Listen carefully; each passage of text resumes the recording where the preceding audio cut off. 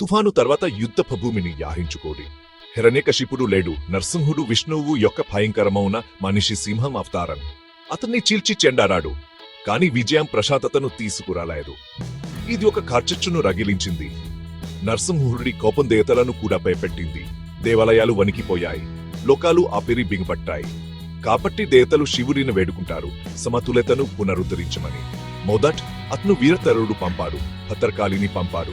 వారు రంగంలోకి దిగారు, కాని నరసింహుడి కోపం ఒక సునామీ, వారు దానిని ఆపలేరు. అప్పుడు శివుడు ఒక నిర్ణయం తీసుకుంటాడు. అతను చరభ రూపాన్ని ధరిస్తాడు, పక్షి, సింహం, రెక్కల్లో చుట్టబడిన తుఫాను. కొన్ని కర్లలో అతను కలబరవుడుగా మారతాడు. ఒక ముడి సమయాన్ని ఆపే శక్తి. చరభుడు దూసుకొచ్చి నరసింహుడిని పట్టుకుని కోపాన్ని ఆంచివేస్తాడు. అతను అవతారాన్ని నాశనం చేయడు, అతను అగ్నిని చల్లబరుస్తాడు. ఒక కర్ణం ప్రకారం నరసింహుడు కోపం నుండి శాంతిలోకి వచ్చినప్పుడు అతను శివుడిని గౌరవిస్తాడు. అతని సారం శివుడి పుర్రల దండలో అల్లబడి ఉంది, ఓర్పిగా కాదు, జిపాపకంగా, సమతులేతగా. ఇది యుద్ధమా?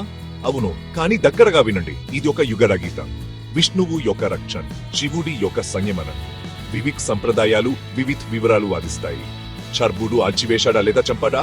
శర్భుడా లేదా ఫిర్రవుడా? నేను దాని నుండి తీసుకునేది నియంత్రణ లేని బలం. దైవికమౌనది కూడా దిశ అవసరం. అహం లేకుండా భక్తి, కరుణత్వం లేకుండా ధైర్యం.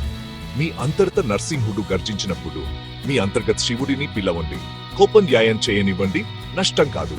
చివరికి నర్సం శరభక్షణం ఎవరు గొప్ప అనే దాని గురించి కాదు, గొప్పది ఎలా మంచిది అవుతుంది అనే దాని గురించి. పోర్షన్ సామరస్య అవుతుంది, రక్షణ సంయమనాన్ని కలుస్తుంది, మరియు సంతులత్, నిజమాన జీవన్ సంతుల్యత్ గెలుస్తుంది. ఇది మీకు నచ్చితే ఈ రోజు దానితో కూర్చోండి.